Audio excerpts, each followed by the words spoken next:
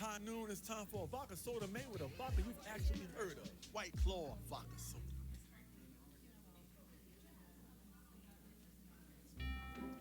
Marie is ready to buy her first home. But a down payment and closing costs, those are big checks. Good thing I have big news. Come on. When you buy with Rocket Homes and finance with Rocket Mortgage, you get up to $10,000 cash toward closing from Rocket Mortgage. Yeah, and one you can get. Oh.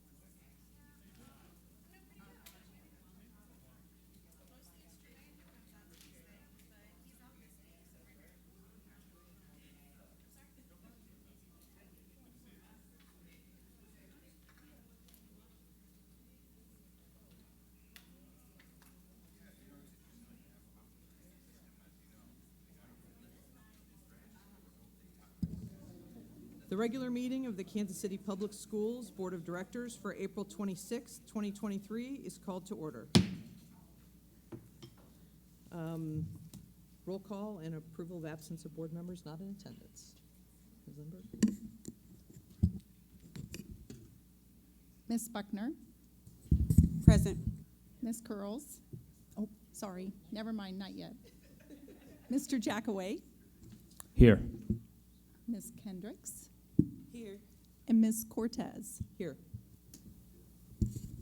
We also have one board member who has requested an excused absence for this evening. That's Ms. Tanisha Ford. Sir, process. With regard to the agenda, each of you has the agenda for this evening in front of you. Are there any proposed changes to the agenda? Hearing none, is there a motion to accept the agenda? So moved. Second. Lisa, please call the roll. Ms. Buckner, Yes. Mr. Jackaway, Yes. Ms. Kendricks, Yes. and Ms. Cortez. Yes. The agenda is accepted. Lisa, what are the outstanding action items?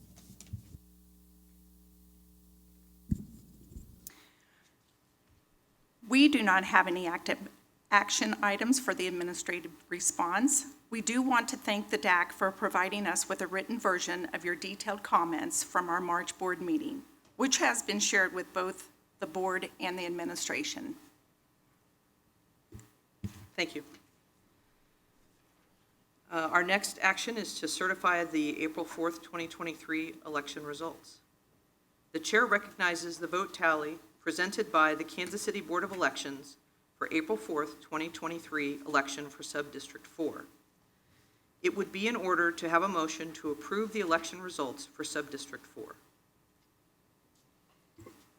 I motion. Do we have a second? Second. So the motion is to move the approval of the April 4th, 2023 election results for Subdistrict 4 as presented by the Kansas City Board of Elections. Ms. Lindberg, will you please call the roll? Ms. Buckner, Yes. Ms. Kendricks, Yes. Mr. Jackaway, Yes. Ms. Cortez. Yes. There is majority in favor, and the election results for Subdistrict 4 are accepted. At this time, we invite the newly elected Board of Directors member, Monica Curls, to take the oath of office.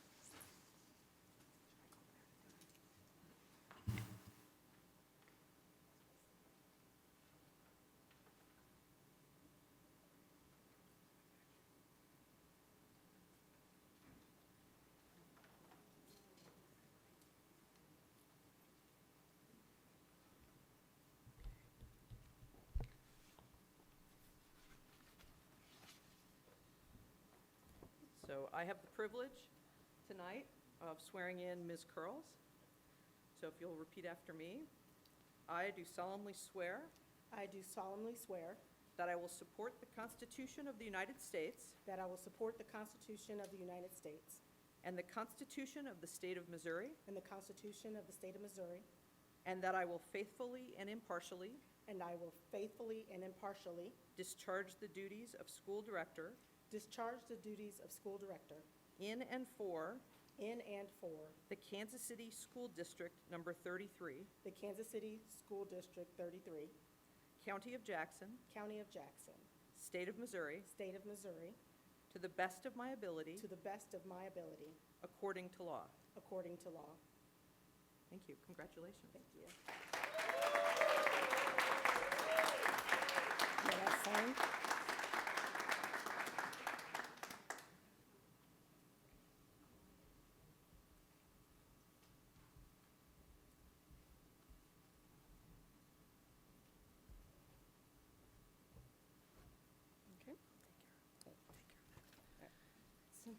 Since you have kind of an unusual timing on your swearing in, if you'd like to take any pictures with any friends or family at the moment? No, we You taking sure? pictures before. You're good. All right. Please join us on the dais. All right, thank you.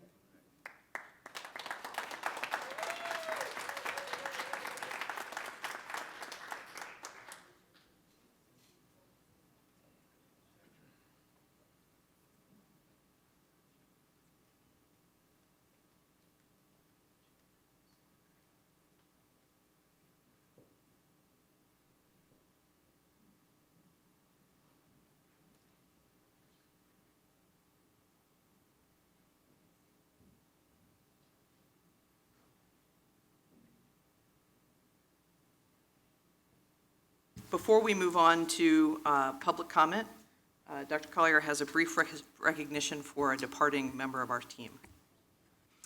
Thank you, Ms. Cortez. Good evening, everyone. Here in Kansas City Public Schools, we have so many phenomenal people that contribute to the well-being of our students and our schools and our staff. And one of those people that has served in this district over the last 5 years is former Board Secretary June Kochmeyer. And so we just wanted to take a moment as she is preparing to ride off into the sunset and to travel and do all the things that she's dreamed of doing, just let you know how much we appreciate you, your service to this board, and just your resourcefulness, your helpfulness, your kindness that you've shown to staff. I think I represent many people when we say we will miss you, and we really wish you well in all your future endeavors. Thank you. Thank you for your service.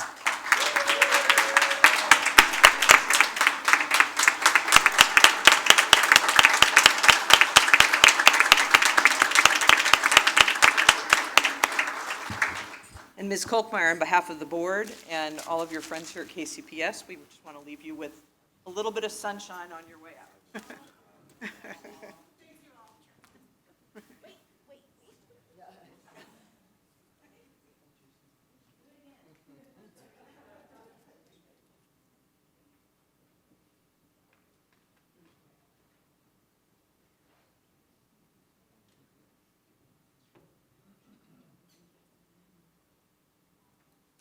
So this evening for public comment, as you know, we permit 3 minutes per speaker. We have 2 individuals who've signed up to speak this evening, the first of whom is Tom Love.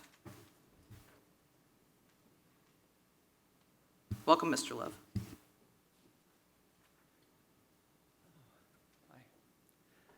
Congratulations to all the new members. I remember years ago I ran as a state representative, and it was exciting to get sworn in.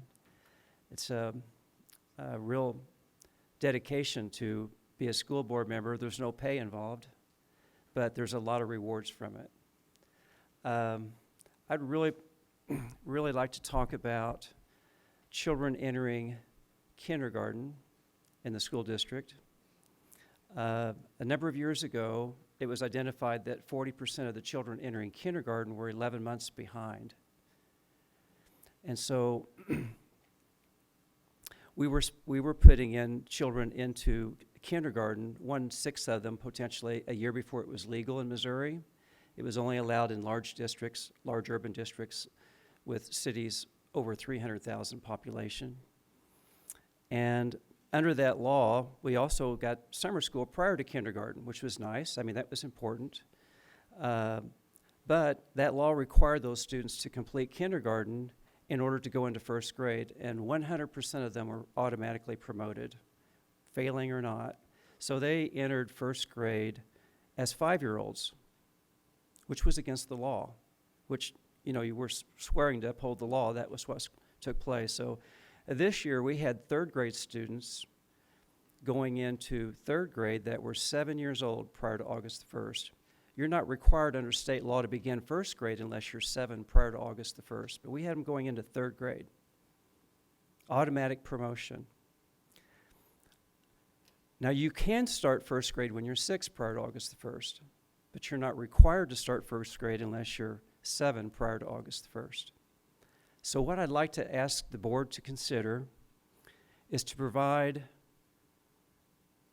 a world-class kindergarten, one that allows the kindergarten teacher to be in charge and comply with Missouri's standards for kindergarten. Why not? Why not identify them? Why take children that are attempting to graduate at age 17 that aren't ready to go into first grade and fail? Why not allow them to do an advanced kindergarten class? It's the solution that would dramatically change what's going on here.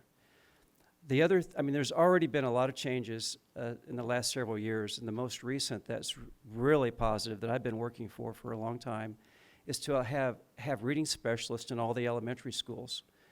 We didn't have one reading specialist in any of the elementary schools when I started, and now we have them in all. but we didn't correctly use our federal funds this year yet.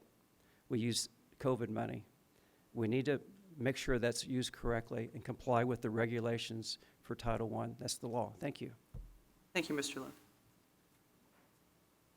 Our second individual who's here for public comment this evening is Rose Welsh.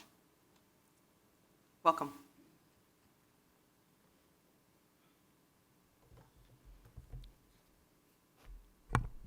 Hello, everyone. My name is Rose Welch, and I am the lead organizer for the Kansas City Division of the Service Employees International Union, SEIU Local 1. Our membership includes all KCPS service and maintenance workers who maintain safe facilities and functional equipment in our schools, all custodial workers who maintain a clean environment across every building, and all child nutrition services workers who provide healthy and nutritionally balanced meals to KCPS students every day. Essentially, these Local 1 workers ensure that the children of our community can come to a clean, safe building and to have a full belly while they're here. As you know, these three conditions, a safe building, a clean facility, a hot meal, are foundational to quality education, and our district motto, Success for All, cannot be accomplished without the labor of our members. I'm here today because we'll be sitting down together next week on Thursday, May 4th, to negotiate our wages for the coming years. We last negotiated wages in the 2021-22 school year, and since then, we have seen unprecedented inflation, meaning that those workers who provide such foundational labor are actually earning less now than they were then.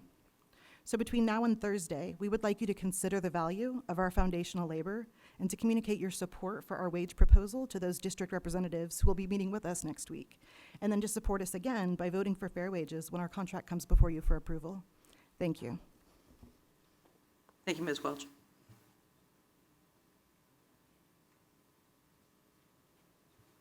The chair recognizes Angie Lyle to give the report from the District Advisory Council.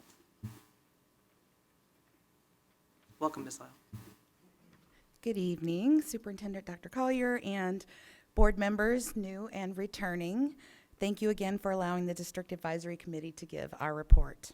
Tonight, I'll focus my report on 3 key issues that we'd like to make priorities for this board moving out of the school year and into the summer break. First, we'd like to make sure that KCPS has adequately informed all of our KCPS community about any and all trauma-informed resources that are available both in and out of our schools. Our community has been rocked by recent and tragic events, but even more alarmingly, trauma seems to be becoming normalized, which is not what we want our families to feel, no matter what the traumatic event may be. Please make sure that resources are adequately communicated using all of the methods at our disposal, including individual school communications, text messaging, and especially using QR codes printed and hung around the schools where students can see them. Secondly, we'd like to make sure that KCPS will actively pursue a communication strategy which includes parents in the decision to close schools for events such as the NFL draft, and that when communicating these plans, parents are given options for alternative instruction other than the in-home instruction. We believe that Kansas City will be getting busier, not less, and given the impact we're seeing with various celebratory events on our schools, we'd like to suggest a more robust partnership with Link or other similar options for parents who simply cannot stay home during these alternative instructional days. And we're hopeful that those options will be in place by the 23-24 school year. Fingers crossed. Thirdly, we would like to make sure that our school communities that are being directly impacted by the closures of Longfellow and Truce Elementary be adequately communicated with regards to boundary changes, transportation impacts, and the impacts on how these schools feed into the middle and the high school system. Our concern is for families who might see a change in where they go to middle or high school should their elementary boundary change to a school that doesn't ultimately feed into the same school where their siblings attend. The goal with this request is just to be proactive in making sure that parents understand any impacts, especially families with multi-generational students attending multiple schools, and that compromises might be made for families who are negatively impacted. We invite everyone to attend our last DAC meeting, which will be happening Wednesday, May 3rd, 6 o'clock, right here in this room. It's our last meeting of the year. We'll be electing a new DAC executive board and going over the proposed KCPS budget.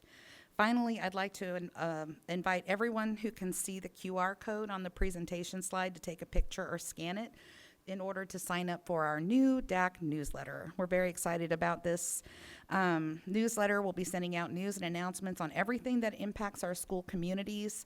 The DAC is proud to support parent organizations in KCPS schools, and we welcome you to sign up and stay informed. Thank you.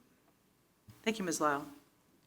At this time, I'd like to invite Morgan Lewis, a 10th grader at Paseo Academy, to provide us with an update on the Student District Advisory Council. Welcome. Good afternoon, board members, families, and community. My name is Morgan Lewis, and I'm excited to speak with you all today. As a sophomore at Paseo Academy of Fine and Performing Arts and a proud member of the Student District Advisory Committee, SDAC, I am privileged to be given the opportunity to share my experiences with you. For those who may not be familiar, SDAC is a group of students ranging from grades 9 through 12 from across the district who meet monthly to deliberate on various topics affecting our schools. This year, we had the privilege to provide feedback on critical matters such as Blueprint 2030, bond input meeting, truths and Longfellow boundaries, amongst others. This year, we averaged about 15 members per meeting from 5 of our 6 high schools in the district. As a committee, we know it is important to collaborate and partner in achieving our goals. And this year, we had the incredible opportunity to engage with the Hall Family Foundation. Through their generous support, we received a $5,000 grant that we decided to use in supporting the Northeast High School Athletics Department. I believe that the student voice is essential to creating a positive learning environment for all students. When students are involved in the decision-making process, it creates a sense of ownership and responsibility for our education. We know what is best for our schools, and we have a unique perspective that can contribute to the success of our district. To my SDAC friends, it's been awesome to share this experience, and I want to have a special thank you to Ms. Alvarez. In closing, I would like to express my gratitude for this opportunity to address you all. Through my involvement in SDAC, I have gained valuable insights into the inner workings of our district, and I'm committed to working alongside my peers to make our schools a better place for all of our students. Thank you.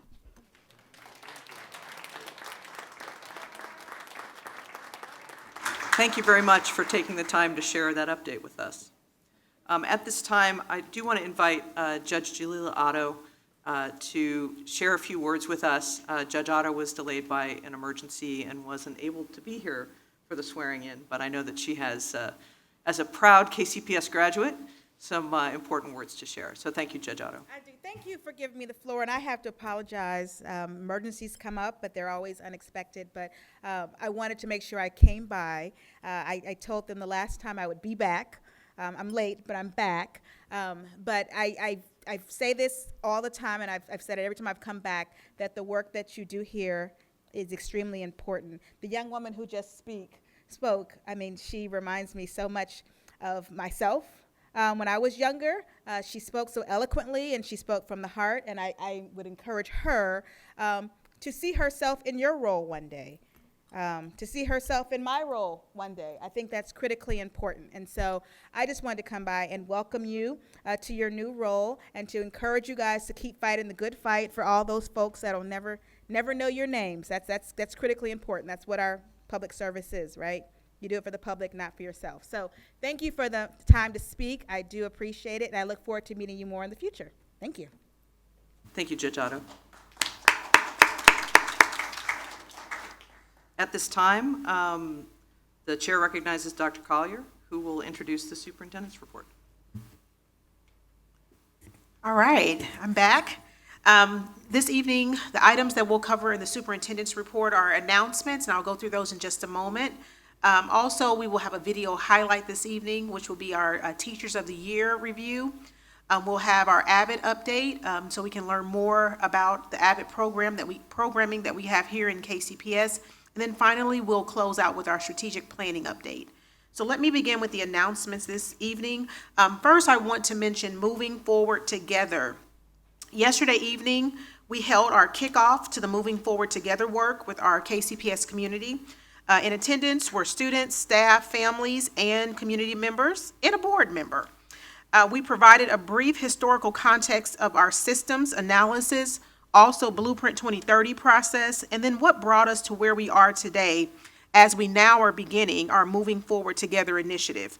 This work will allow KCPS community, and that's our students, our staff, our families, and all within our community to work collaboratively to ensure that our school system is consistently student-centered, culturally affirming, and a community-supported place where all of our children, all children, can thrive academically, socially, and emotionally.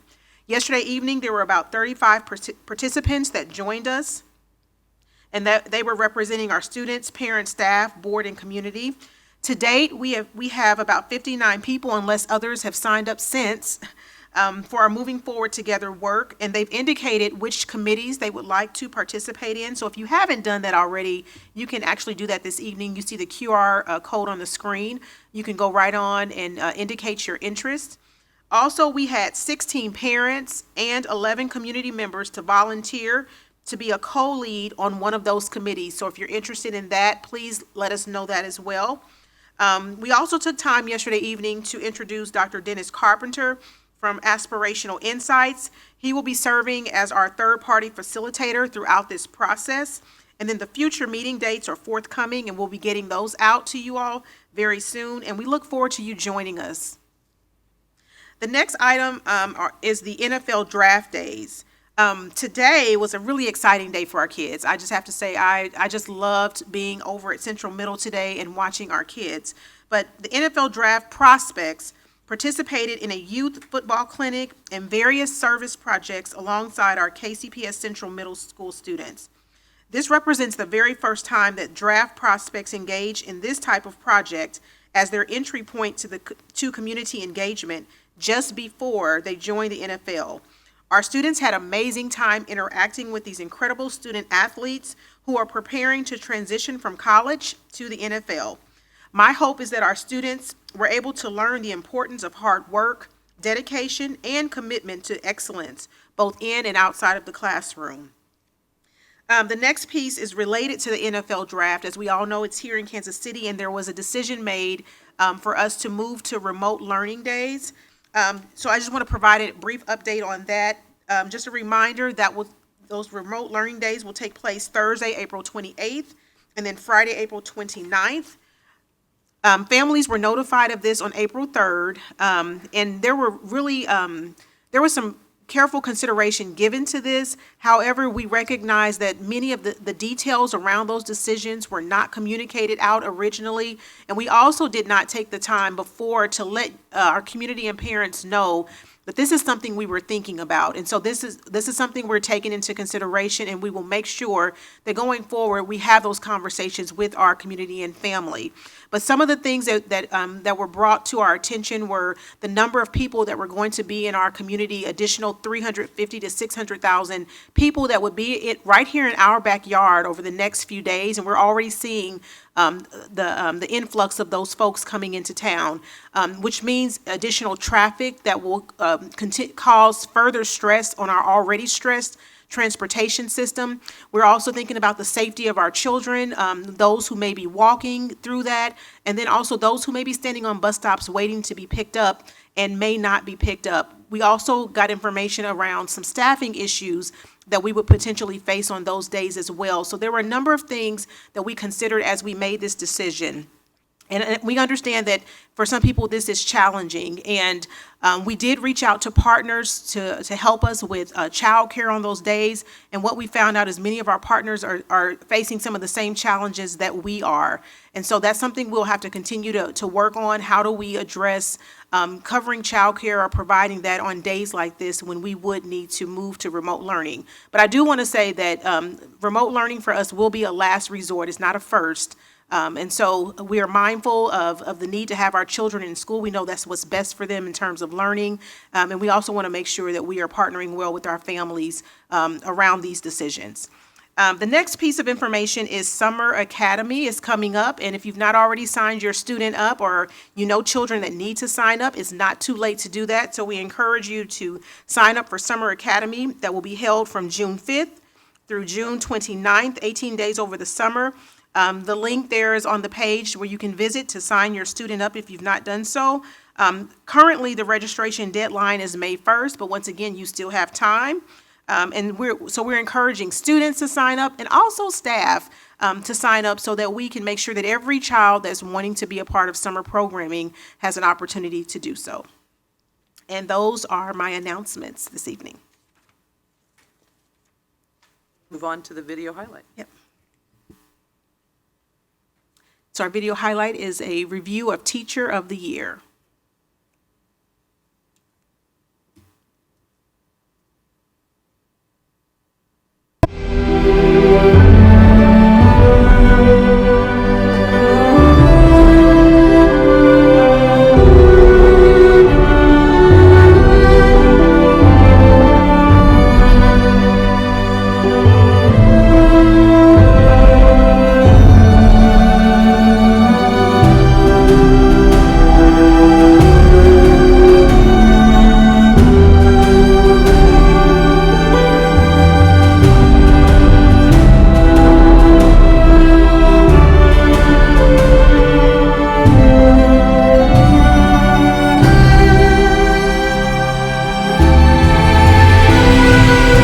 You are the center of all we do in education.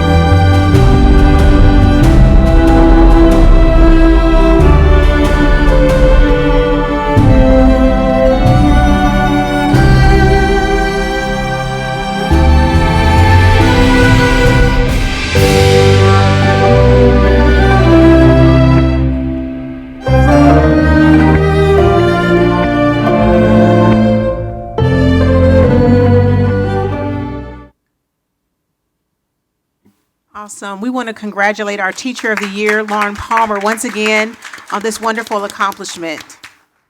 At this time, we're going to move into our first presentation of the evening, which is our 1.0 AVID update, and that will be presented by Dr. Reginald Hester, who serves as our AVID District Coordinator.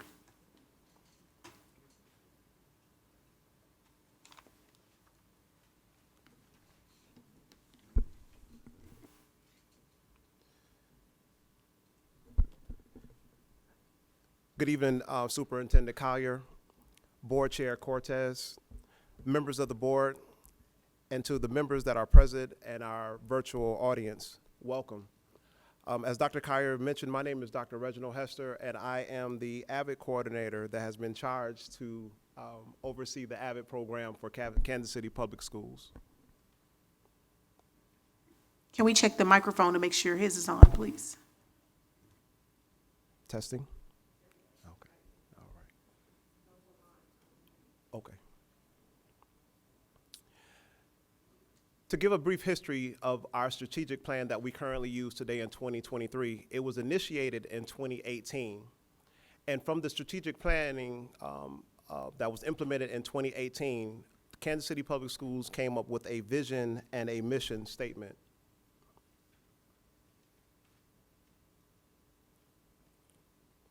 Every student develops deep understanding and knowledge and skills necessary to pursue higher education, obtain family-supporting employment, contribute to civil well-being of the community, and have the opportunity for a rewarding and fulfilling life.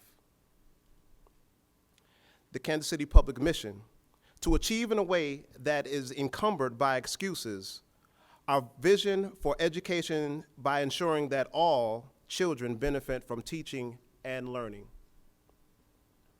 AVID. AVID is a voluntary elective course which stands for Advanced via Individual Determination. It is an approved elective course taken during a scholar's school day. In their elective classes, students work collaboratively, learn critical thinking and organizational skills, and participate in enriching and motivational activities that make college and specific careers seem attainable. Students enrolled in AVID are required to take one or more challenging or rigorous core classes, have the ability but need supports and systems to guide their development, have a desire to attend college and are first generational students, and must incorporate Wicker methodologies in all subject applications. And Wicker stands for writing, inquiry, collaboration, organization, and reading.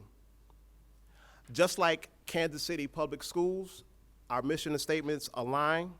It is to, 1, close the opportunity gap.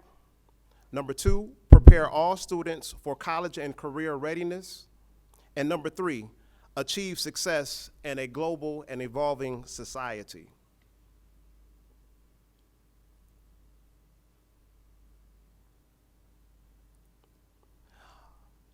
As we have been working with the AVID program, we have identified goals for our district. 1, we want to improve students' attendance, the students' GPA, and for them to have ownership of the lessons that are being delivered. At the middle and the end of the school year, we want to provide a qualitative self-reporting and programming metric for scholars and staff alike to share their experiences and what improvements we can make as a district. Number 3, we want to have a more robust AVID presence and shared experiences on our campuses in an effort to promote AVID's growth and scholar development. And last, 100% of our students will take challenging and or rigorous courses while in Kansas City Public Schools and make positive applications while pursuing the journey on a college and career pathway. Our primary goals, we want to improve the overall AVID experience for our students and staff alike.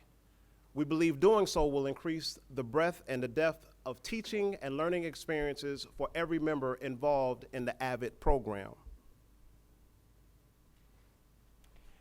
By the numbers, currently, we have our programs in 3 elementary schools, 3 middle schools, and 4 high schools. Collectively, we are serving 696 students. Our objective from the 10 programs that we are currently serving, we anticipate bringing on 3 more communities, learning communities, which will be Foreign Language Academy for the secondary grades, East High School, as well as Lincoln College Story Prep. We're also proposing to incorporate AVID Excel, which will be rolled out at Northeast Middle School. AVID Excel specifically focuses on our English language learners to help them accelerate academic language acquisition. The AVID Excel course is taken in middle school and targets critical reading skills as well as academic vocabulary development. This year we are anticipating to have having 29 graduates from our AVID program. As we look at metrics or data in years 21 and 22, in 21 we had 362 students enrolled in our program. The attendance rate was 86.7 and the median GPA was 2.81. In 2022, we had 361 students enrolled in the program with an attendance rate of 86.5 with a median GPA of 3.16. As we look at successes in our program, we have come up with new initiatives for our program. The first success that we would like to highlight is the Academic Ambassadors Program. This year, we introduced an Academic Ambassadors Program, also known as the AVID Tutor. The AVID Ambassadors are Kansas City Public Schools students, seniors, and tutors peers within their local communal area. These scholars were recommended by staff and are at their home schools and had to meet specific criterion in order to qualify to serve in this capacity. As previously mentioned, the AVID Excel program. AVID Excel is a model of AVID that specifically focuses on English language learners to help them accelerate and increase their language acquisition, critical reading, and academic vocabulary development. AVID Excel will have its inaugural unveiling at Northeast Middle School during the 23-24 school year, and we are excited for the students and the staff for this amazing opportunity. Another success that we would like to highlight is partnerships. We also established an MOU with University or UMKC to be instituted in the 23-24 school year. The Academic Support and Mentoring Initiative has agreed to partner in the recruitment, training, and development of our Kansas City Public Schools Academic Ambassadors Program. And lastly, funding partners. Since 2018, we have had 2 partners that have proved very fruitful for the development and sustainability of our AVID program. The George K. Baum Family Foundation and the Hall Family Foundation have proven instrumental in the success and sustainability of our AVID program. Because of these 2 foundations mentioned, we have been able to provide professional learning and development opportunities for our students and staff, thus changing the academic trajectories for many of our scholars. Now, with any initiative or with any program, we have identified programs for improvement or opportunities for improvement. The first opportunity is to maximize the efficiency of our program. We have identified that departments, we want to bridge them together or bring them together so they can work more cohesively and reduce program overlap so that we can have a greater impact on the students and families that we serve. Secondly, we want to expand our partnership relationships. By establishing and expanding stronger community business partner relationships, we can expose scholars to more colleges and career pathways of their interests. Number 3, we want to grow more college relationships. We want to increase the relational capacity with local colleges in hopes of growing more tutoring opportunities for our AVID learners. And number 4, encourage stronger devotions. We want to reduce program transiency amongst our staff and with our staff and students within our learning communities. Action items. This year, we would like to, moving forward for our program, we want to do a better job of tracking the retention of our students within their programs. Number 2, we want to track the 1-year exposure of the program to do a compare and contrast analysis to see how the students, how we inherited them in the program and how they perform throughout their year so that we can have a baseline on what we need to do and the success of the program. Number 3, the 5 Ps, which stands for the proper preparation prevents poor performance. We believe that early planning with partners, principals, and stakeholders will be the best caveat to maintain a more robust program for our students. And lastly, we want to have monthly or maintain monthly program monitoring, in which we are currently doing with our students and staff as well as our teams at our various schools. Our motto this year was "All I Do Is Win," and our students and our staff had a voice in that theme. We're very proud of the work that's been done with our students and our staff. That concludes my presentation. I would like to open the floor to any questions at this time. Dr. Hester, thank you very much for walking us through the presentation. Yes, ma'am. I'm going to start to my left. Mr. Jackway, do you have any questions for Dr. Hester? Not at this time. Ms. Kendricks? I think you did that to me on purpose, Rita. Trying to get all these questions together. Okay. So thank you for the presentation. Yes, ma'am. And for a lot of the data that was included. That was very helpful. Thank you. So at the very end of it, you talked about the challenges. Can we go back to that slide for a second? Okay. So when you listed the challenges, or no, the action items, go back. The action items. Sorry. Okay.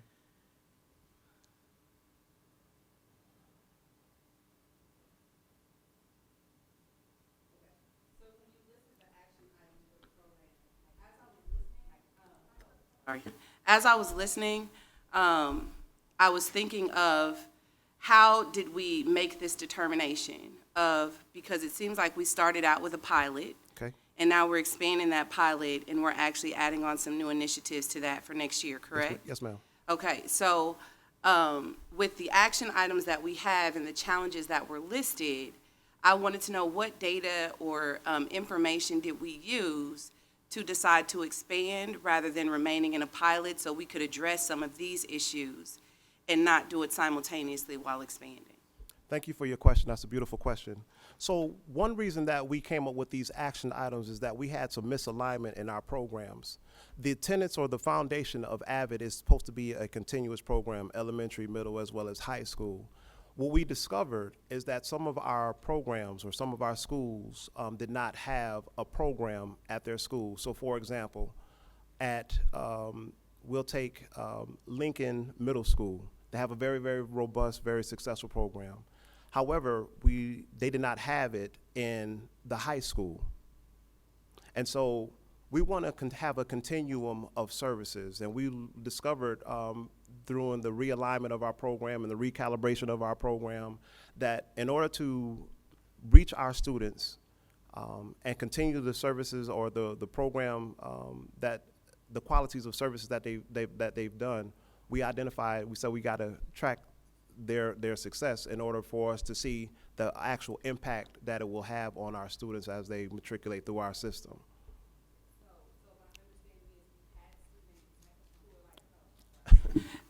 We had students that were in the program. Yes, ma'am. Who are moving to grade levels where it wouldn't have been available. Yes, and we ma'am. want to make sure that they still have the ability to participate in the program. Yes, ma'am. At those levels. Okay. Yes, ma'am. And then you also talked about looking at getting baseline data and kind of tracking the impact that it has on students.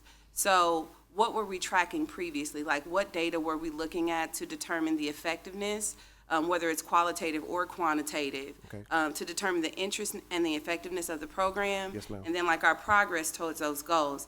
I got like in the improvement of attendance, you showed like there wasn't really a significant change, but there was an increase in attendance. Yes, ma'am. Then with GPA, you showed some increases with GPA. Yes, ma'am. How do we, or what data did we use to attribute that to the AVID program? Okay. And then for the ownership of lessons, what were we looking at? What data were we looking at to determine whether we were effective in achieving that goal? So again, thank you for that question. So when you say ownership of data. Oh, ownership of lessons. That was one of the goals that you said yes. we had for the students. So one of the things of AVID, we don't, through research and the AVID practices, we don't want our students to have rote memorization, like just to memorize, just to get through the particular task. And so in the AVID program, they have their binders to keep all their notes.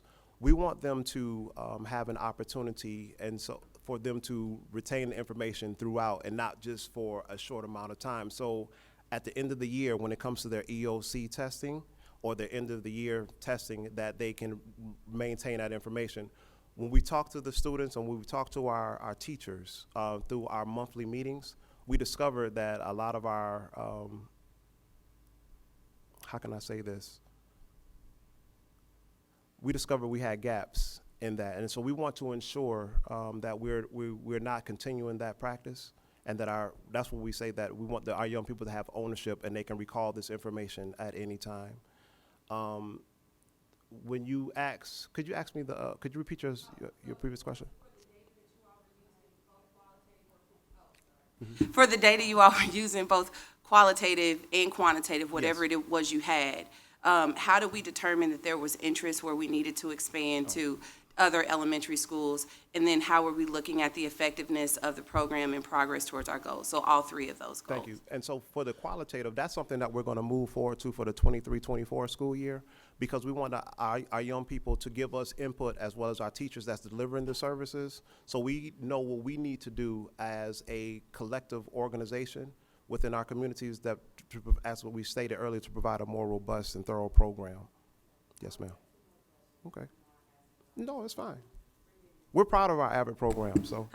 Okay, so I have two more questions. I know I ask a lot, so yeah. With the expansion that we are doing and the information that you said we are going to collect Yes, ma'am. around the AVID program, I like to see us expanding programs, but I also wanted to know with the PD, because a really important piece is that we have the capacity to implement the programming. Yes. I saw that we had funders who gave us funding Yes, ma'am. to be able to provide additional PD. Like, how do we determine what professional development opportunities our students or our staff needed? Okay. And how are we using those funds to ensure that we're able to implement this program with fidelity? Thank you for your question. I'm glad that we have an opportunity to share that. So 70% of our budget is designated for professional development. And so what we're gearing up right now is to send our staff to Summer Institute, which is a requirement of AVID. They go through 2.5-3 days of training in which they learn the AVID strategies for the first half of the day. The second half of the day, as a collective community, I'm going to use Central High School as an example, that the staff, they make a plan on how they're going to roll out the AVID programs, the strategies within their learning community. So that's just a component of the program that we have to utilize for contractual obligations, but more importantly for us to, again, roll out a more effective program for our students that we're serving. Finally, like, as we move forward with this, I am a data person. Okay. And as a teacher, one of the things we had to do all the time was to make sure that we're looking at our student data and using that to consistently inform our instruction and make sure we're meeting their needs. And I just want to make sure at the district level, Yes, ma'am. we're kind of moving towards that same thing, where we're collecting data so that we can show how it's having an impact and moving, and how we are choosing things that help us to move forward in a positive way, Yes, as ma'am. well as how we're implementing those things. As a teacher, one of the things that was really frustrating for me Yes, was the ma'am. number of programs we had coming in that would not be implemented effectively, or we weren't getting the data to show its effectiveness. And I think that buy-in and then being able to demonstrate to us that we are expending our dollars in a way that really does benefit our scholars is important, and the data is what does that. Thank you for sharing that, and I 100% agree. Thank you. I believe in the program full circle, and I'm on my soapbox right now, and I'm sorry, but I'm a former AVID student, and I understand like the importance of it if it's rolled out with fidelity and intentionality, the impact that it can have on our young folks. So we're very serious about it. We'd like to thank you for our feedback. We have leadership on which we have, we're talking about, and we're sitting down as a team planning so we can roll out a really, really great program for our students and families. Yes, ma'am. Thank you. Ms. Buckner. Yes. Excuse my ignorance. I'm still not clear on all of how AVID looks. So could you just walk me through, do you have like a set curriculum? Is it based off of like the students that are in the classroom? Like, talk me through A, the curriculum, and B, like a typical day. What it looks in like, AVID. right? Yes. Okay. How much time we have? Okay, yeah. The modified, the brief, yeah. I'll give you the skinny. And so AVID, you have two components. You have AVID and you have AVID elective, all right? AVID is nothing but the strategies. That's what in elementary school, they learn the various strategies, syncretic seminars, Cornell note-taking. So that's the baseline of AVID. AVID elective does not start until 7th through 12th grade. And that's actually a class in which the students have a curriculum provided by AVID that focuses on college and career readiness skills. So AVID elective it plants the seeds for our young people who have a desire to go to college and to pursue to pursue a particular career pathway. If that does that? So. Okay. Go ahead. Okay. And so once we get to our secondary status, as we mentioned, it's a voluntary commitment. So our young people actually have to be interviewed. They're identified by their teachers, counselors, et cetera. They interview, they go through the process, and then they're invited to participate in the AVID program. These young people have a desire to go to college. They've identified that as a part of the application process, or they have identified that they have a particular a career pathway that they want to pursue. And so what it provides opportunities for them to go on college visits. When it comes to FAFSA, anything that's college, what classes look like, that's what the elective classes look like. But it also focuses, as I mentioned, on their organizational skills, which is a huge foundation of it, as well as developing their critical thinking abilities. And so when it comes to teaching, and I know I'm giving a lot, but when it comes to teaching, the lecturing style from research of AVID is out of the window. Teachers guide the lesson for about 10 or 15 minutes, and if you go into an AVID class, they're working collaboratively. They're in multiple groups talking about the subject, whatever that subject may be. They're working collaboratively, and then at the end, 10 or 15 minutes of class, the teacher brings everyone back together, and then they discuss how they, when we talk about owning their knowledge, or it's evaluated how they process the information that was taught for the day. That's helpful. Thank you. You're very welcome. My last question is, do kids like it? Is this something that they really enjoy? Have we surveyed them? Like, what is this like? Or what's the feel when you walk into a college and career ready class? So two things. I want to invite all of you guys to come on on a field trip, if you will, to come to one of our AVID classrooms so you can see it, because it's something that you have to see.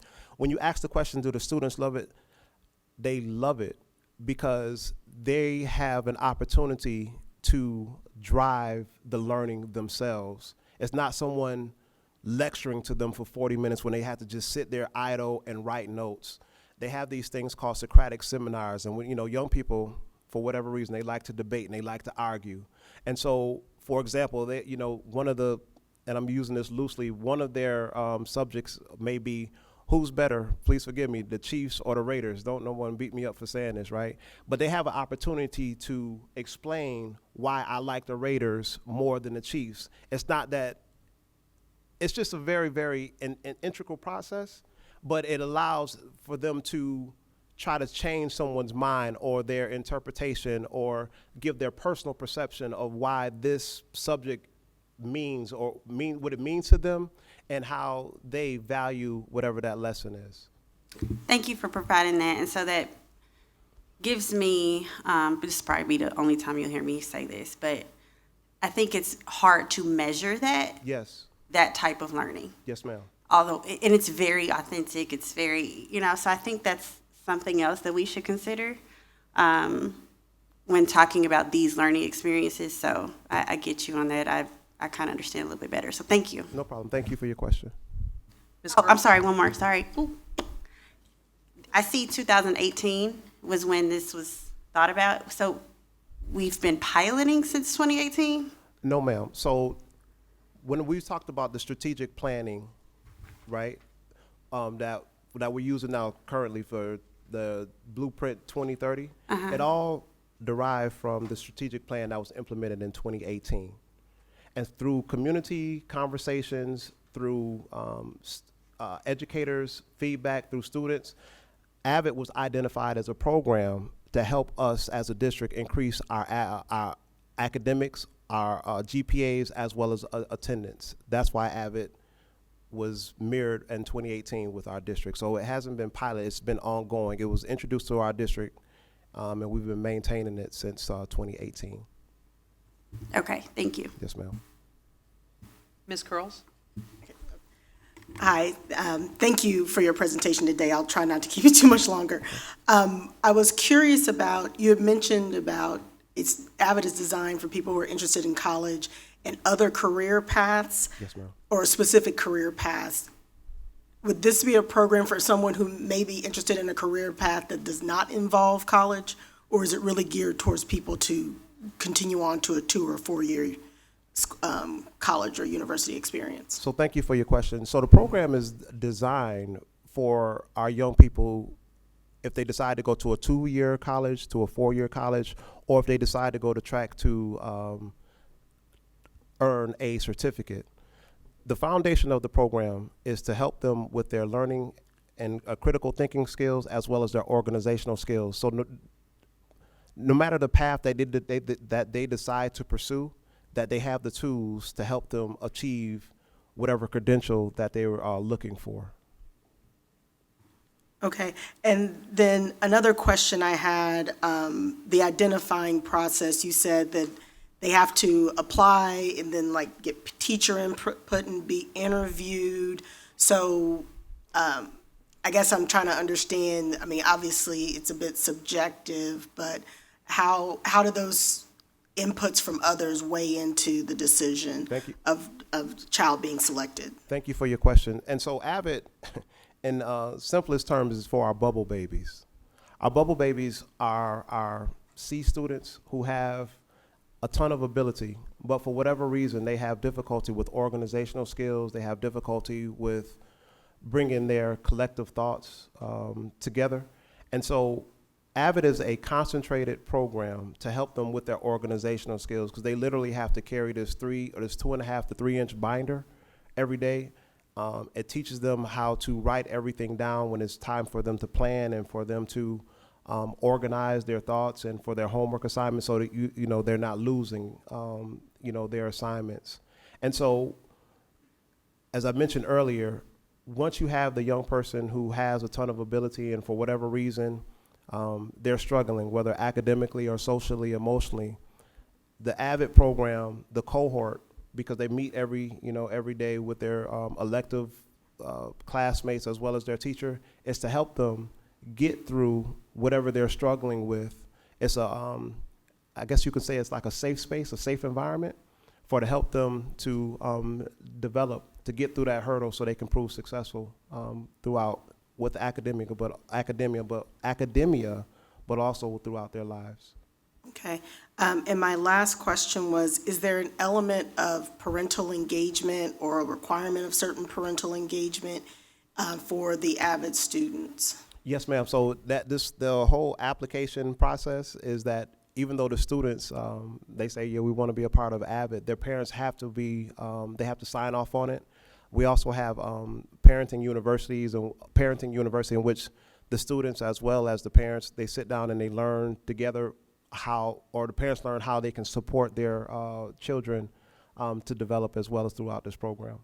So it's a whole community involved, teachers, parents, students alike. We want to make sure that everyone is on the same page.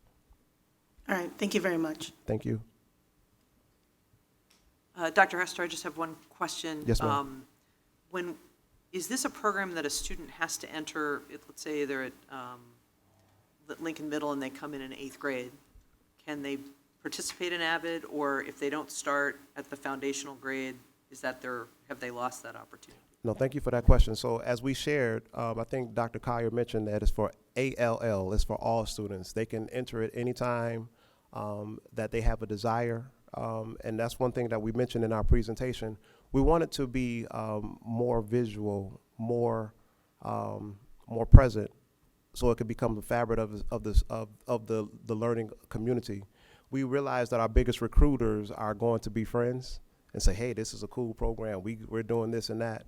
And that's we have found has been the best one of the success factors of our program, that Reginald is having a positive experience, so he's going to tell his friends to be a part of the program, and that's one reason that it's been growing and in the manner that it's been growing. Great. Thank you, Dr. Hester. We Thank appreciate you. it. All right, thank you, Dr. Hester. We appreciate you this evening. We're going to move now to our final presentation, which is our strategic planning update. And Mr. Jesse Lang, our Manager of Planning and Real Estate, will walk us through.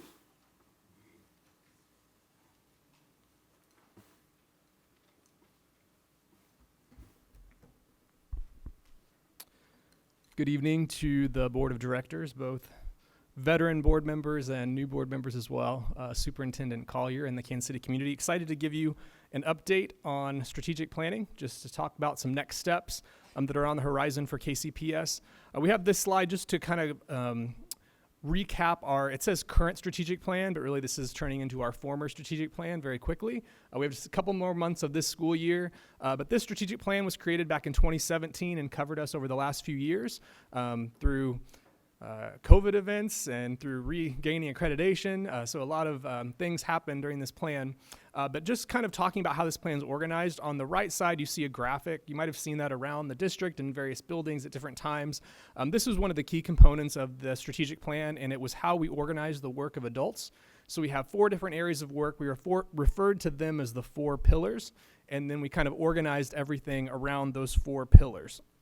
The other piece of the strategic plan was goals for students, as well as indicators for some of those adult activities as well. So we provided in your packets the updated strategic plan scorecard. We provide that to the board a couple times per year as it's able to be updated with various things that we're measuring within our strategic plan.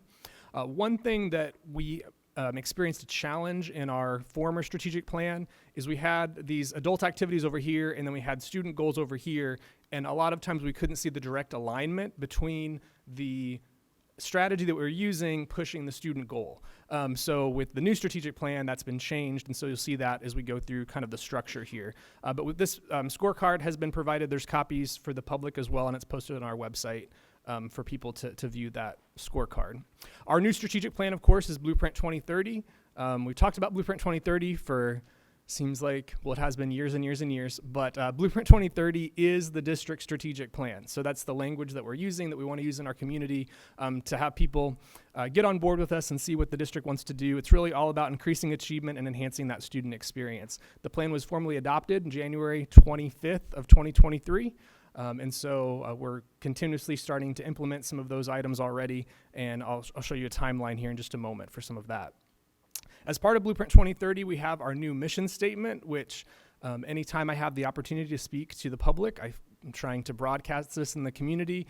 This is something that we want to share with, of course, everybody, but for our new mission statement here, it's upholding the promise of an equitable educational experience so Kansas City students thrive socially, emotionally, and academically. So it really sums up the thrust of our work as a school district. And when we're working with our advisory group and the public to craft this statement, we really wanted to have something that if you didn't see KCPS, you just knew this was a mission statement for a school district in our region, that you would read it and you would know that's us. That's our mission. And so we think that this really captures everything that we want to do and be able to achieve as a district. So within Blueprint 2030, our new strategic plans, remember previously we had our 4 pillars. We still have 4, we have 4 commitments. So similarly organizing the adult work and the student goals in 4 different buckets essentially of work. So the first is all about learning, so that student achievement, effective teaching, things that happen inside the classroom, everything related to those academic standards. The second is support. So that is not only how we as a district support the whole child, but also how people in the community can support their school district.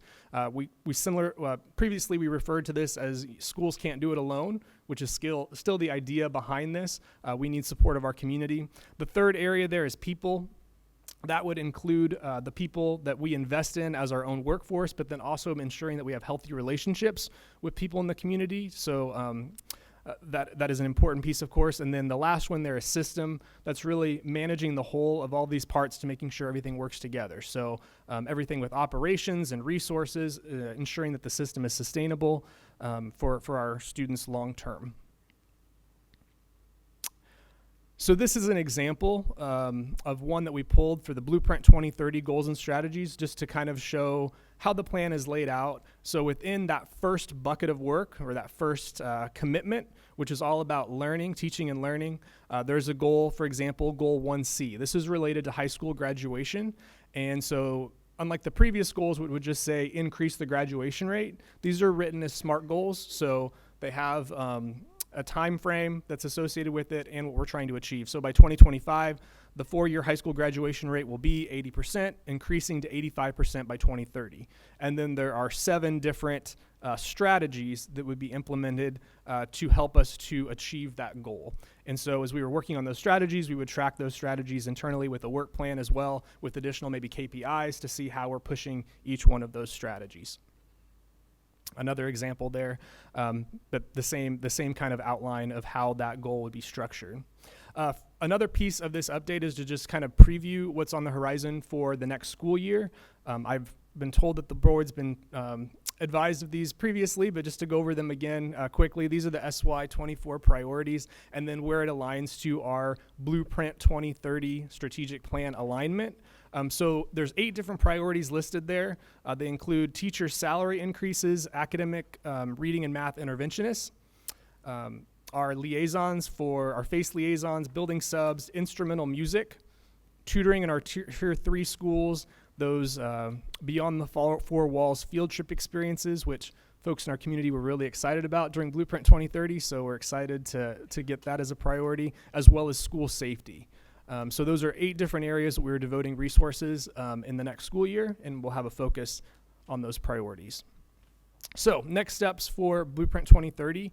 The biggest thing that's happening right now is to take all of the words that we have in Blueprint 2030, I think you have the document with the goals and strategies, and to make that visual.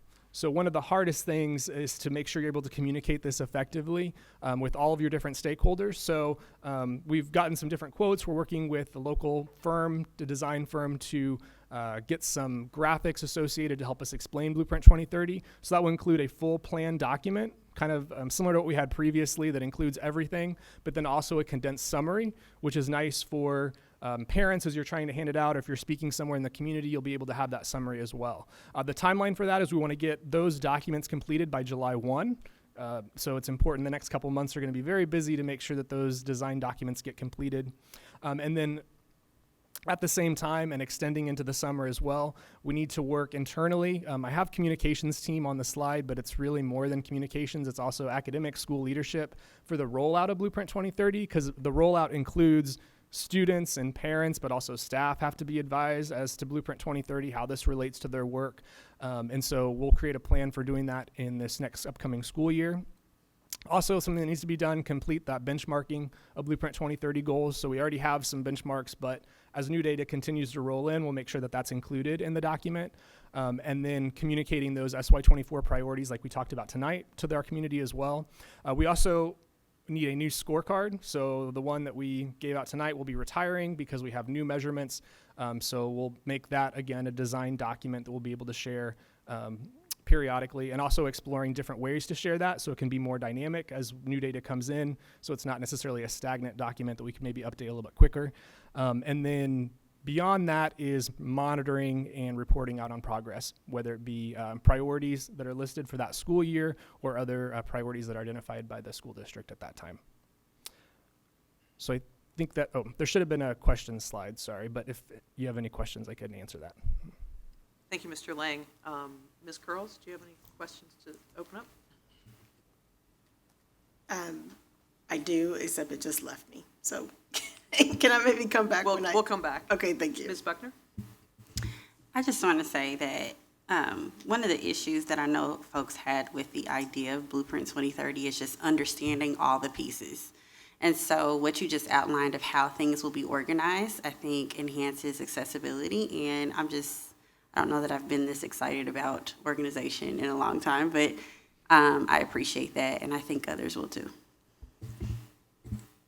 Ms. Curls? Sorry, I remember what it was. So as we're continuing the progress, and I'll admit I don't know all the details of Blueprint 2030 quite yet, as we are monitoring our progress, and if we see that we're falling behind on something, like say with the 80% goal for high school graduation, what are some of the potential remedies for that when we see that we're getting off alignment or just behind on some of those goals?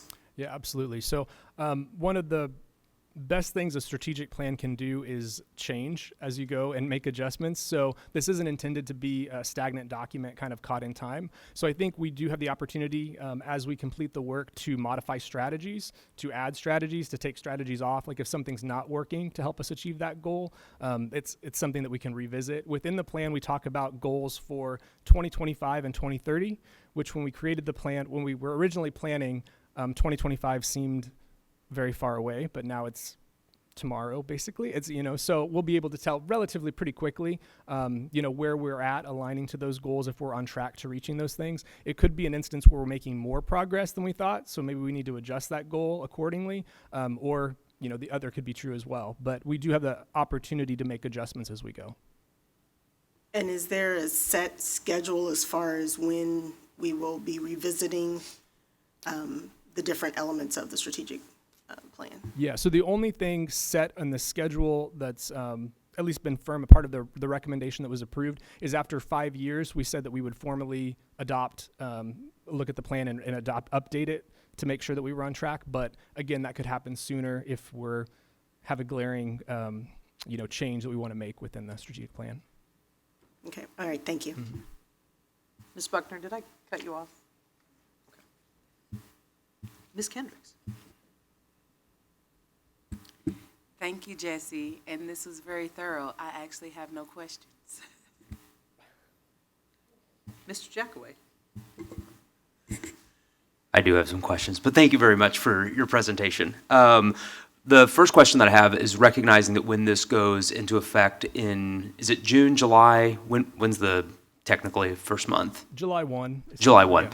And so in that kind of first 90 days, one of the experiences that will be felt in the district is that we'll have 2 schools that will have been closed as a part of this. I'm curious, what are some of the other tangible, practical things that parents and families in the district will experience from Blueprint 2030 in those first 90 days, maybe more positively? Yeah.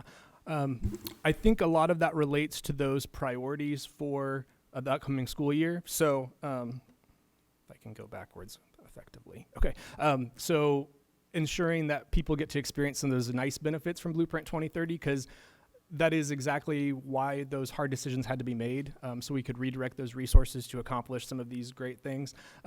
Albeit some of the things on the list, parents might not recognize what a benefit it is to our district, but it is benefiting their student. But hopefully things like instrumental music, tutoring, those beyond the 4 walls, those are things that people can really get excited about. I think it is a good point that we're definitely going to have to make the connection for people, because people might soon forget that that was the reason why we were able to invest in these things. So that will have to be part of that rollout plan that the communications team or the internal team has to put together.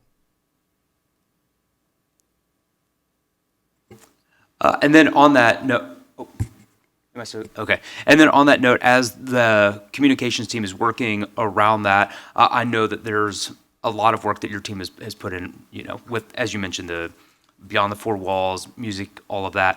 Is there a plan that, even say, for instance, beyond the 4 walls, that's going to be something that students across the district will experience in the very front part of school, that they'll be able to connect those dots on, or will that be something that happens later on? I guess the reason that I'm asking is I do think that it's really pivotal if out of the gate we're able to have our families and parents experience these things immediately, not it's going to happen in March or April. Does that make sense? Yes, thank you for your question. And absolutely, families will notice the benefits right out the gate. So we will have at least 2 field trip experiences. There will likely be more for most students, and they will experience that within the first 90 days and throughout the year. Also, just reminding everyone that we are closing out this year with roughly 100 plus vacancies. We should also see improvements on day 1 with being able to take certified teachers and ensure more students are with a highly credentialed, certified teacher on day one. So all of these, in addition to some of our technology-infused classroom enhancements, there will be a lot of benefits that families will see, and we'll be able to share out those benefits so that everyone realizes that, due to the Blueprint 2030, that we're able to implement these that you see on the screen. Awesome. Thank you very much. Ms. Kendricks?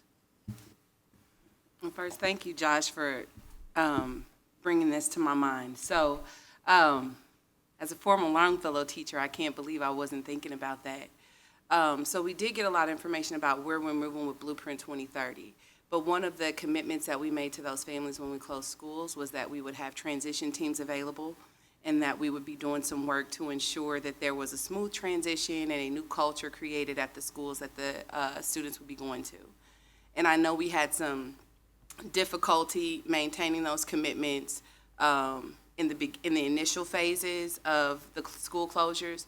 So my question is, for our timeline for that, do we have a timeline for what we intend to do over the summer or through the end of the school year to support those families, and how we are going, or what strategies we're using to overcome some of those obstacles that we faced early on? Yeah. I don't know if I should be the, I'll have Dr. We're Harrison going to answer that let question. Dr. Harrison come. She's currently leading our transition team work, so she'll be able to speak to this. Hi, thank you.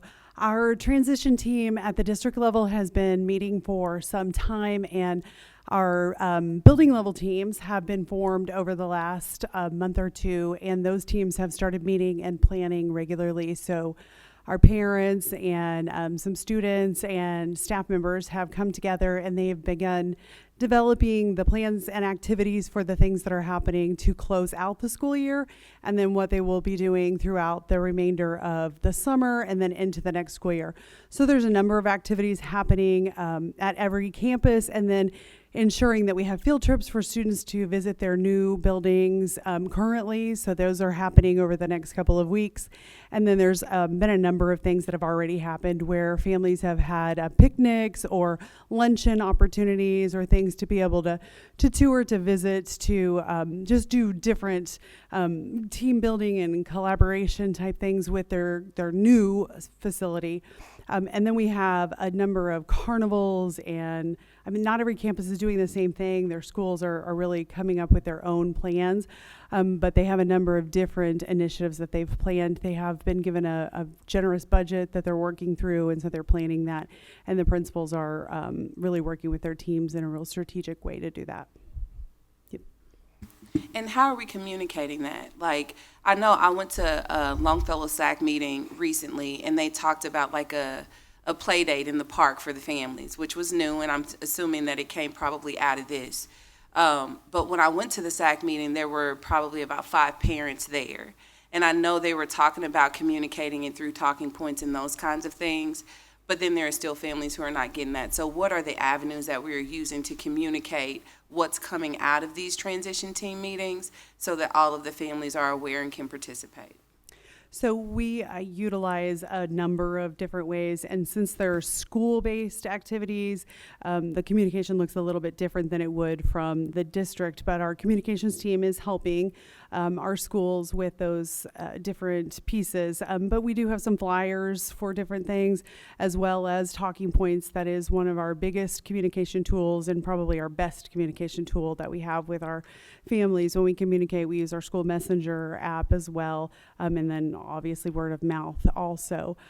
So we've had really decent participation in the activities that we've had so far, because what we've had so far has been more about the families coming to the new place, and those have been really personal invitations coming. So what's coming up will be those days where we're either taking large groups of students from a school to another school, so it may be more like a field trip type activity that's happening, or it may be some times where we're bringing the whole school communities together. So we're asking families to come together for the picnic type thing that you're speaking of. And so that will be more of a school-based communication where we're sending home those flyers and those talking points. Thank you. Mm-hmm. Thank you. Thank you, Dr. Harrison, and thank you, Mr. Lang. I appreciate you walking us through this, and I think we all look forward to periodic updates. Yeah. As to, you talked about making it more dynamic, right? And I think that that's something that there's an appetite for at the board level as well, as so that we can be knowledgeable advocates about where we're moving forward and where we're adapting. So, thank you. All right, thank you, Mr. Lang. Thank you, Dr. Collier. We are now going to move into the Board of Directors report. The chair recognizes Board Treasurer Jamaica Kendricks.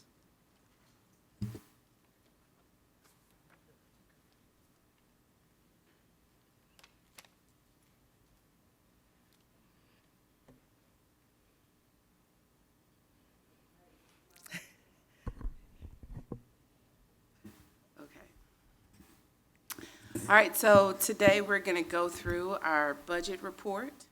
As you can see on this side, currently because of the tax revenue we receive in December, it looks like we have a surplus because our income seems to be greater than our expenses. As of March 31st, 2023, we were expected to have 75% of our budget spent covering the cost of running our school system. But currently, we have only spent 60.9% of our overall budget, including $15.7 million that has been set aside for spending required by law or contract. All right, on this next slide, you're able to see all of our different revenue streams. So our local income, that makes up about half or more than half of our budget, and it mainly comes from property tax dollars that were distributed in December. We expect to collect county income in June for fines, in June for fines, and in August for stock insurance. As for the state income, this was an interesting one for me because I found out that we have 4 different streams of state funding that come to us. The first is from our funding formula, and those funds go directly to the charter schools within our boundaries, and so we don't see that until after they've gotten what they needed from those funds. The other 3 funding streams come directly to us, and they were for transportation, early childhood special education reimbursement, and charter school sponsor fees. And we do expect for that transportation to be fully funded this year. Then for federal income, our second largest source of income, it appears to be down because we have $20 million that we have set aside for HVAC and air quality capital projects that we expect to contract out this fiscal year. So then we have this chart here, and as you can see, it's just a visual that shows the allocation of our budget, or how we receive it. So we have about $237 million that comes from local property tax, $102 million that comes from federal funding, and $21 million that comes from both the state and county combined. Now for this next one, we're looking at our salaries and benefits, which is the largest portion of our expense budget. And it's down, but largely due to vacant positions that we still have open. The money set aside for capital projects is one of the smaller parts of our expense budget. And it's significantly under budget because of that $20 million in elementary and secondary elementary and secondary school emergency relief fund $3. And we set those dollars aside for the HVAC and air quality projects that we expect to get contracted. On the next slide, again, you just get to see a visual. So we get to see that we have about $214.5 million that we spend on people in this district. Somebody told me we're a people district. That's where most of our money goes. We have $67 million that we spend on purchase services and $31.5 million on supplies and materials, $34 million that is set aside for capital projects, and then $8 million that is just for other things that we might need. Debt service. Yes. Okay, sorry. And then the very last, or the last couple of slides, this was interesting for me as a new treasurer coming on. As you can see, we have some securities that are going to mature in April, or we have one that already matured and one that's going to.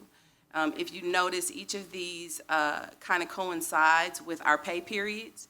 So when we receive our disbursement, then we purchase securities. Each of those are purchased for about $4.9 million, and they mature at about $5 million, because that's how much we need to cover payroll for that time period. So this just shows you how that money comes in, and if you look, we'll see that most of these securities were purchased in January because we received that disbursement in December. And then our very last one just shows the balance in all of those different securities that we have coming forward. And that's it for my report. And I just want to remind everyone that we have our budget, superintendent budget priority meeting with the DAC on May 3rd at 6 p.m. And then our budget workshop with the board on May 4th here in the boardroom at 5:30. That's some of the upcoming dates for our budget for FY24. Thank you, Ms. Thompson. Thank you, Ms. Kendricks. Are there any questions from the board? Seeing none, we're going to move on to the board chair report. You actually took my thunder, Ms. Thompson. I was going to remind everybody of the budget meeting on May 4th. I think it's on your calendar for an hour. Please allow for at least 90 minutes. If we could get through a budget meeting in 60 minutes, I'm not sure that you'd be confident you would remember it. The other item is just this week is Administrative Professionals Week, and today is Administrative Professionals Day. And Lisa, we just wanted to share a nice, sunny, some flowers with you, so enjoy.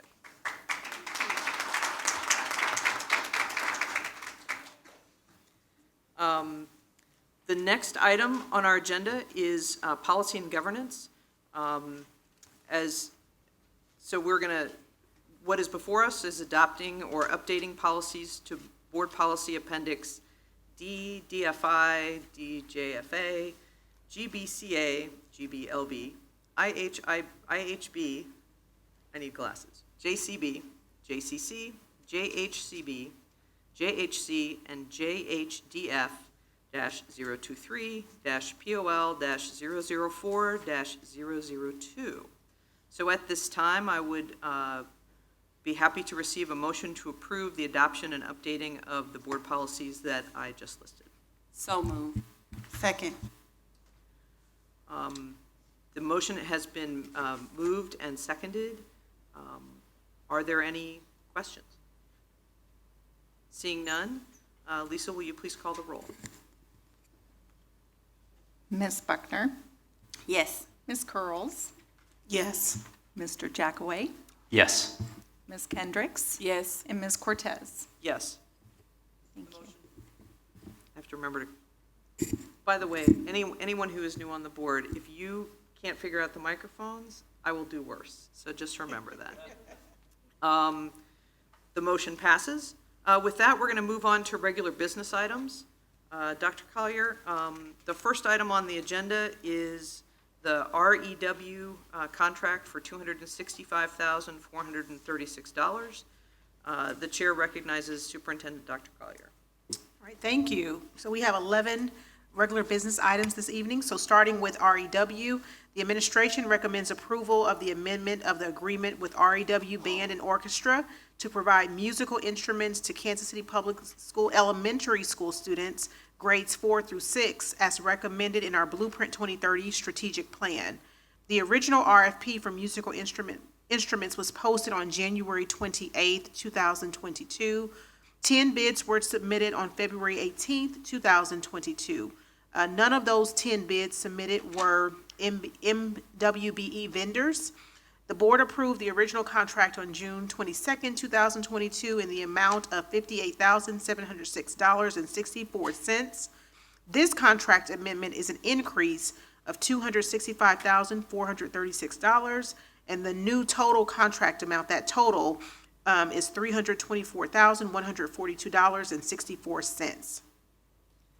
Do we have a motion for approval of the recommendation of the Superintendent of Schools to approve the amended agreement between the district and REW Band and Orchestra, Inc. to provide musical instruments to Kansas City elementary and secondary schools, in an amount not to exceed $265,436?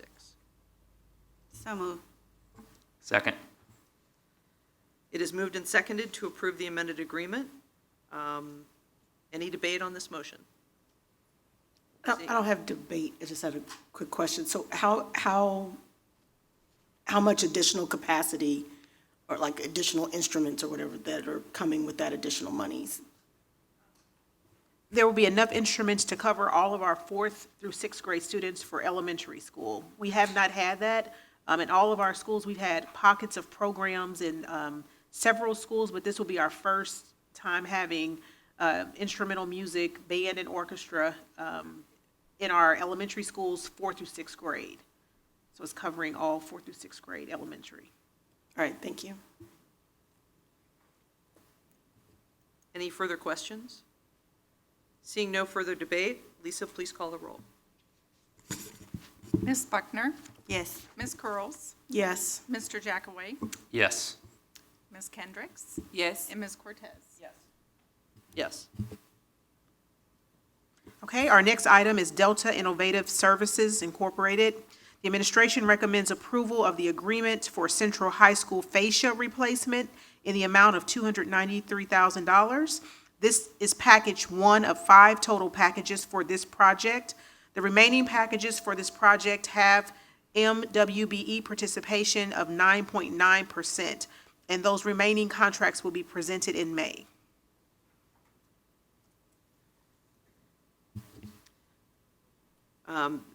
Do we have a motion to approve the recommendation of the superintendent of schools for fascia replacement at Central High School with Delta Innovative Services in the amount of $293,000? So moved. Second. Are there any, is there any debate? It is moved and seconded to approve fascia replacement. Is there any debate on this motion? Seeing no debate, Lisa, please call the roll. Ms. Buckner? Yes. Ms. Curls? Yes. Mr. Jackaway? Yes. Ms. Kendricks? Yes. Ms. Cortez? Yes. It is moved and there's a majority to approve fascia replacement at Central High School with Delta Innovative Services in the amount of $293,000. Dr. Collier. Our next business item is Palin. The administration recommends approval of the amendment of the agreement with Palin Music Center to provide various musical instruments to KCPS elementary school students, grades 4 through 6, as recommended in our Blueprint 2030 strategic plan. This one's very similar to REW. The original RFP for musical instruments was posted on January 28, 2022.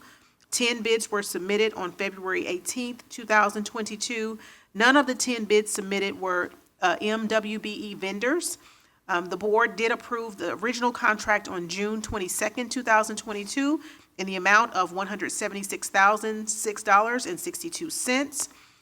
The amendment is an increase of $413,340.12, and so the new total contract amount here is now $589,346.74. Would someone like to move the approval of the amended agreement between the district and Palin Music Center in the amount not to exceed $413,340.12? So moved. Is there a second? Second. It is moved and seconded to approve the amended agreement between the district and Palin Music Center in the amount not to exceed $413,340.12. Any debate on this motion? If there's no debate, Lisa will call the roll, please. Ms. Buckner? Yes. Ms. Curls? Yes. Mr. Jackaway? Yes. Ms. Kendricks? Yes. And Ms. Cortez? Yes. There's a majority to approve the amended agreement between the district and Palin Music Center in the amount not to exceed $413,340.12. Dr. Collier. Okay, our next item is Light Edge Solutions, LLC. The administration recommends approval of the agreement to provide KCPS with setup, installation, and maintenance of data move from Manual Technical Center to an underground data center that will provide disaster recovery second site for us for 5 years. The contract amount is $416,102. I would receive a motion to approve the agreement between KCPS and Light Edge in an amount not to exceed $416,102. So moved. Is there a second? Second. It is moved and seconded to approve the agreement between KCPS and Light Edge not to exceed $416,102. Any debate on this motion? Seeing no debate, Lisa will please call the roll. Ms. Buckner? Yes. Ms. Curls? Yes. Mr. Jackaway? Yes. Ms. Kendricks? Yes. Ms. Cortez? Yes, there is a majority to approve the agreement between KCPS and Light Edge in an amount not to exceed $416,102. Okay, our fifth business item is Martin Brothers First Amendment. The administration recommends approval of the amendment of the agreement to complete the fiscal year '23 supply and delivery of food to KCPS Food Service Program. The contract amount increase is $500,000. Is there a motion to approve the supply and delivery of prime food and optional commodity storage in the amendment amount of $500,000 and not to exceed the total amount of $5 million? So moved. Is there a Second. The motion has been moved and seconded. Is there any debate on this motion? Seeing none, Lisa, please call the roll. Ms. Buckner? Yes. Ms. Curls? Mr. Jackaway? Yes. Ms. Kendricks? Yes. Ms. Cortez? Yes. There is a majority to approve the supply and delivery of prime food and optional commodity storage in the amendment amount of $500,000 and not to exceed the amount of $5 million. Dr. Collier. Yes, okay, this next item, number 6, is KC Strings. This one will be very similar to Palin and REW. The administration recommends approval of the amendment of the agreement with KC Strings to provide various musical instruments to KCPS elementary schools, grades 4 through 6, as recommended in our Blueprint 2030 strategic plan. The original RFP for musical instruments was posted on January 28, 2022. 10 bids were submitted on February 18, 2022. None of those 10 bids submitted were MWBE vendors. The board approved the original contract on June 22, 2022 in the amount of $73,642. This contract amendment is an increase of $510,990. The new total contract amount is $584,632. Do we have a motion to approve the amended agreement between the district and KC Strings to provide various musical instruments to Kansas City elementary and secondary schools in an amount not to exceed $510,990? So moved. Their second. Second. It is moved and seconded to approve the amended agreement between the district and KC Strings. Is there any debate on this motion? Seeing no debate, Lisa, please call the roll. Ms. Buckner? Yes. Ms. Curls? Yes. Mr. Jackaway? Yes. Ms. Kendricks? Yes. Ms. Cortez? Yes. There's a majority approving the amended agreement between the district and KC Strings. Dr. Collier. Okay, our seventh business item is Royal Construction Services. The administration recommends approval of the agreement for the installation of a canopy at the entry doors at Northeast Middle School in the amount of $571,000.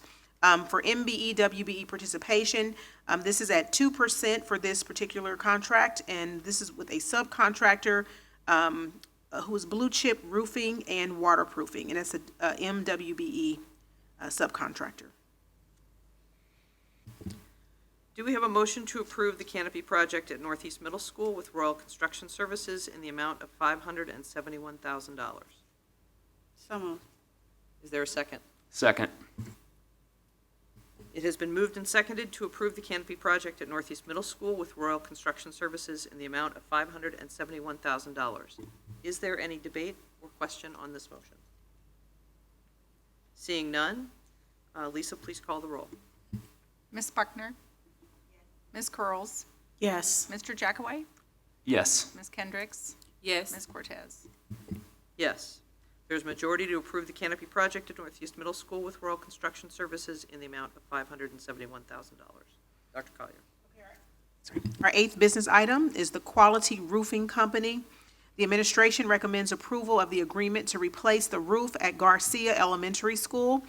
This will be a complete tear-off and replacement of the roof, and this is based on the recommendations of our roofing consultants and engineering firms as the highest need for replacement. There were 9 companies at the pre-bid conference, of which 2 were MWBE vendors. A walkthrough of the school was held, and one MWBE vendor attended that. The final bids were submitted, and no MWBE vendor participated. The contract amount for quality roofing for this one is $1,070,000 and $70,500.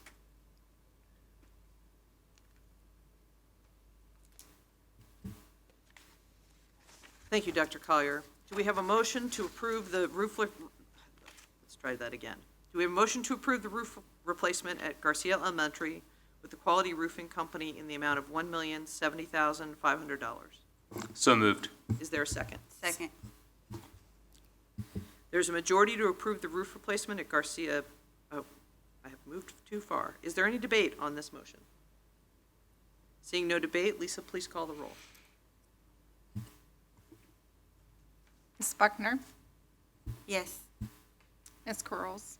Yes. Mr. Jackaway? Yes. Ms. Kendricks? Yes. Ms. Cortez? Yes. There's a majority to approve the roof replacement at Garcia Elementary with the Quality Roofing Company in the amount of $1,070,500. Dr. Collier. Okay, this ninth business item is also the Quality Roofing Company. The administration recommends approval of the agreement to replace the roof at Faxon Elementary School. This also is a complete tear-off and replacement of the roof based on the recommendations of our roofing consultants and the engineering firm as the highest need to replace. There were 9 companies at the pre-bid conference, of which 2 were MWBE vendors. A walkthrough of the school was held, and 1 MWBE vendor attended that. The final bids were submitted, and no MWBE vendor participated. This contract amount is $1,260,000. $61,000, I'm sorry. Hi. Do we have a motion to approve the roof replacement at Faxon Elementary with the Quality Roofing Company in the amount of $1,261,000? So moved. Is there a second? Second. Is there any debate on this motion? Seeing no debate, Lisa, please call the roll. Ms. Buckner? Yes. Ms. Curls? Yes. Mr. Jackaway? Yes. Ms. Kendricks? Yes. And Ms. Cortez? Yes. There is a majority to approve the roof replacement at Faxon Elementary with the Quality Roofing Company in the amount of $1,261,000. Dr. Collier.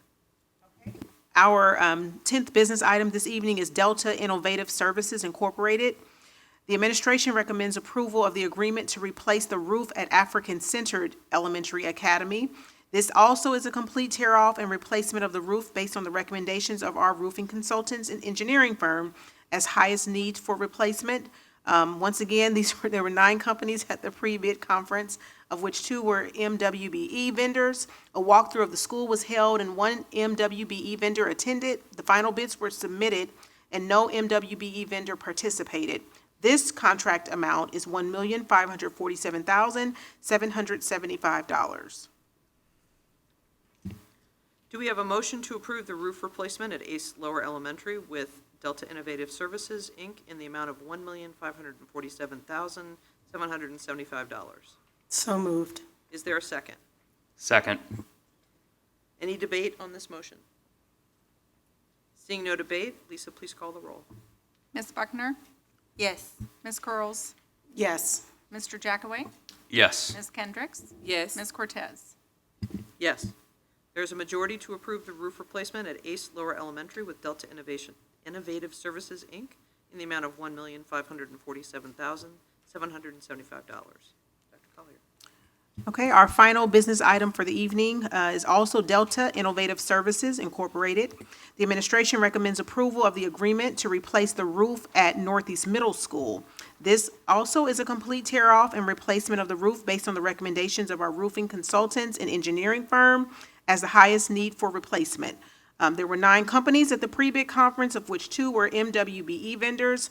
A walkthrough of the school was held, and 1 MWBE vendor attended that. The final bids were submitted, and no MWBE vendor participated. This contract amount is $1,921,400.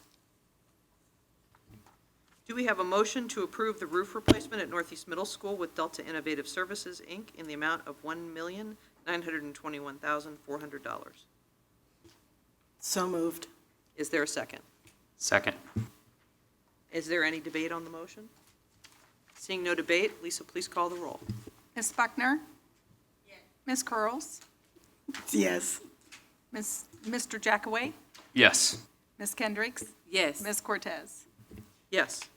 There's a majority to approve the roof replacement at Northeast Middle School with Delta Innovative Services, Inc. in the amount of $1,921,400. That moves us to the consent agenda. Do we have a motion to approve the items on the consent agenda? So moved. Is there a second? Second. It is moved and seconded to approve the items on the consent agenda. Lisa, please call the roll. Ms. Buckner? Yes. Ms. Curls? Yes. Mr. Jackaway? Yes. Ms. Kendricks? Yes. Ms. Cortez? Yes. The consent agenda is approved. Lisa, would you please provide us with, actually, I think you just handed me a note that says that we do not have any action items from this evening. Sorry, Ms. Buckner. I do want to ask for something specifically. I don't know that I have ever seen a response to Mr. Tom Love, and so I'm sure there has been one. But I would like to understand where the district stands in his position with kindergarten, and then also explore what it would look like to publicly address those, just given that he is very passionate and has some strong beliefs. So I would love to hear that.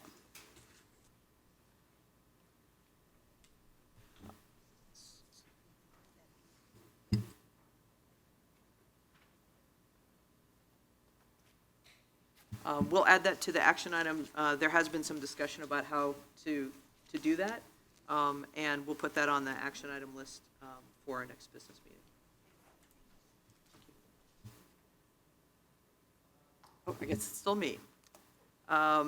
This brings us to the conclusion of our agenda for this evening. So if there is no objection, the meeting will be adjourned. The next meeting will be May 10th, 2023, which is a monitoring session.